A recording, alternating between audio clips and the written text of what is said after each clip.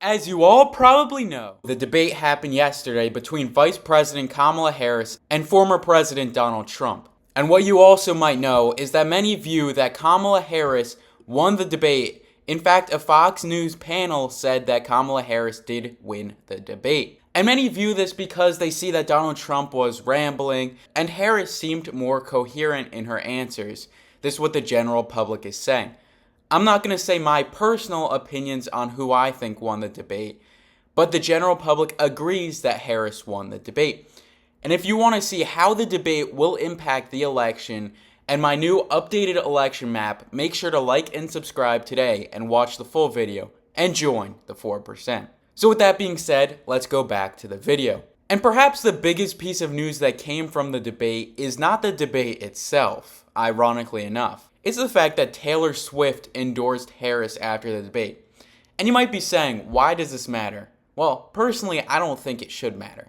I don't think Taylor Swift's endorsement really should matter. I don't think she is some sort of god that determines who will win or who is the best candidate. But many do. Many do believe that she is some sort of supreme being that can basically be so influential that it's unreal. Some people believe that. So her endorsement actually does matter, even though I don't think it should. I don't think celebrity endorsements should matter, because we all know with certain celebrities like Kanye West, that celebrities are not the smartest people. But this is an important thing that came from the debate. In fact, it happened right after the debate. But in any case, let's continue with this election prediction and see who will win and who is most likely to win as of today. And first, we'll start with the safe states for both sides. We'll start with Washington, Oregon, California, and Hawaii for the West Coast, all going to Harris. On the other hand, Trump gets some states towards the West Coast of his own. In fact, he gets Montana, Idaho, Wyoming, Utah. He also gets Alaska. He gets North and South Dakota, Nebraska. Nebraska's first, Nebraska's third.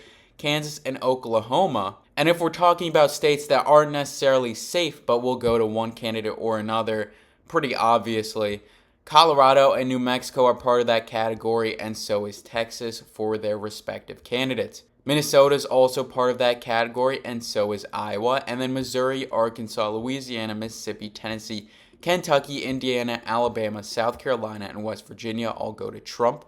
Ohio also goes to Donald Trump, but Illinois goes to Harris.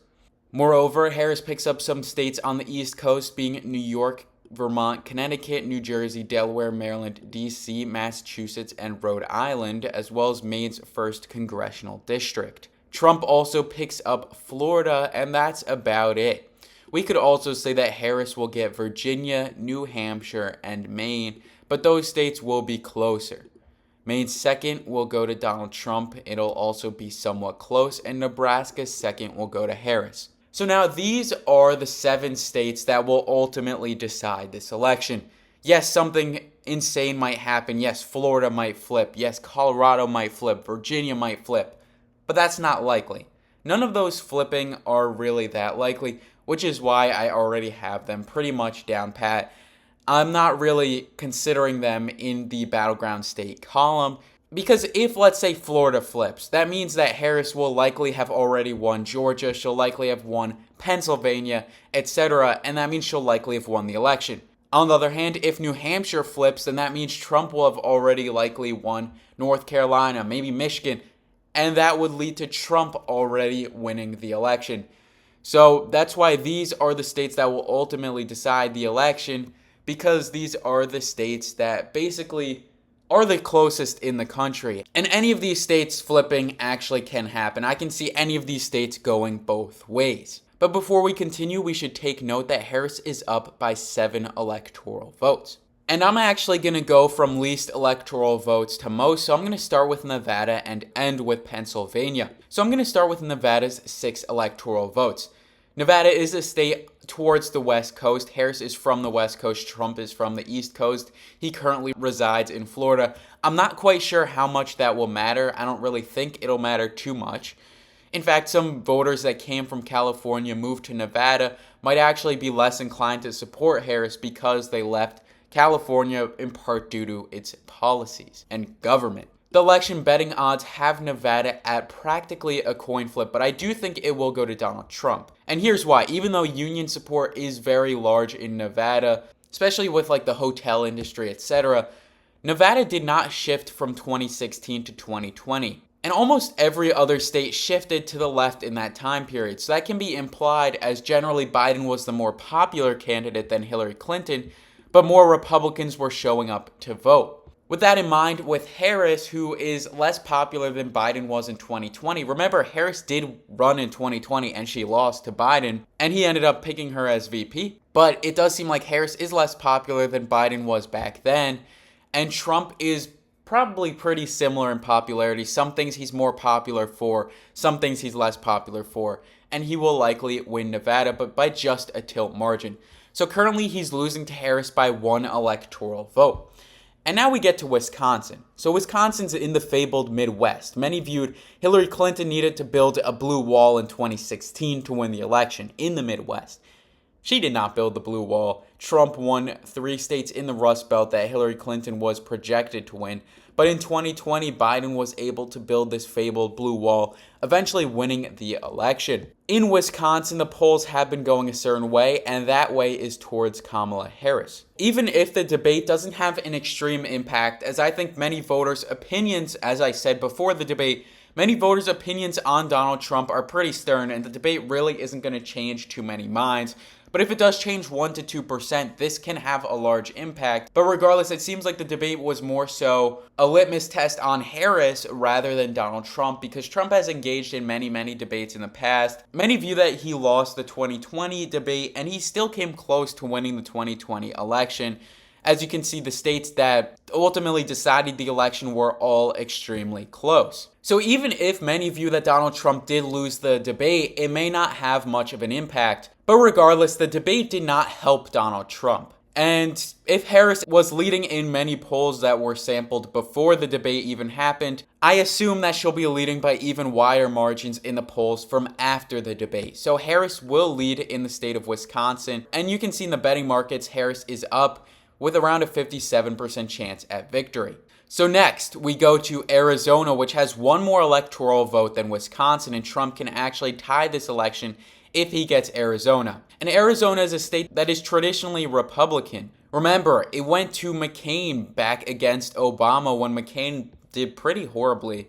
And then it went to Romney against Obama by an even wider margin. It went to Trump against Clinton, but it did not go to Trump in 2020 against Biden. In 2024, it is likely that Arizona will shift back to the right, because when Trump was pretty unpopular and Biden was pretty popular back in 2020, Biden still barely won the state of Arizona. So Trump will likely win Arizona by just tilt margins, bringing himself tied with Kamala Harris in this election. And our following state is Michigan, which likely will be the most impacted from the debate. Its main contentious issue is the conflict in Gaza. And Harris was asked pretty point blank her stance on Israel, and she did side with Israel. So I do think she will do slightly worse in Michigan, but better in the country as a whole due to that answer. And it is possible that Trump can actually flip Michigan, but the betting markets, they do have a marginally negative impact for Harris in the state of Michigan following her answer.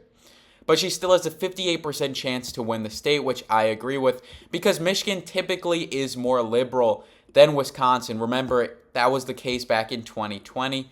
Back in 2016, they were essentially the same, and so on and so forth. Michigan usually votes 2 to 3 points more liberal than Wisconsin, and it'll likely go liberal again, even though some voters in Michigan will not vote as a result of her answer. But now she's 19 points away from winning this election, but Trump still has a chance. We can see the states that are left are states that have been polling towards Donald Trump in the recent past. All 3 states did go to Trump in 2016, and North Carolina went to Trump in 2020, and Georgia was extremely close. It was essentially a coin flip back in 2020. In 2024, we'll start with North Carolina, and North Carolina does have a 57% chance of going Republican.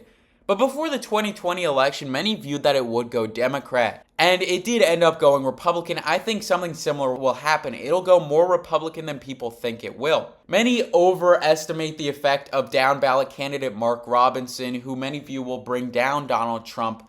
But that's not really going to happen. Down ballot candidates don't really affect up ballot candidates. It's more so the other way around. So Trump will still end up winning North Carolina, leading Harris by 1 electoral vote. And now we get to Georgia, which does elect Democrats for the Senate. The past 2 people elected, Warnock and Ossoff, are both Democrats, but their governor, Brian Kemp, is a Republican, even though him and Donald Trump have not gotten along too well. Georgia has gone more and more Republican. The debate doesn't seem to have altered Republicans' performance in Georgia, with Georgia having a 59% chance of going to Donald Trump. So now it's 268 for Trump and 251 for Harris and Walz, with the state of Pennsylvania remaining. And Pennsylvania is practically a coin flip. We can see in polls in Pennsylvania, they are also pretty much coin flips.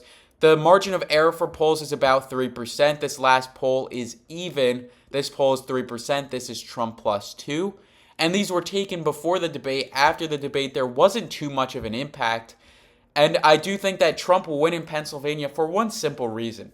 There's an important issue, which is fracking. And Donald Trump has supported fracking for pretty much as long as I can remember. On the other hand, the Democrats have not always supported fracking, but Harris is now going towards that pro-fracking view. So many view Harris as more wishy-washy and Donald Trump as more stern on the issue of fracking, which I think will lead to Donald Trump winning Pennsylvania. So Trump wins 287 to 251, and now we have to ask ourselves, this result was practically the same as the pre-debate election prediction.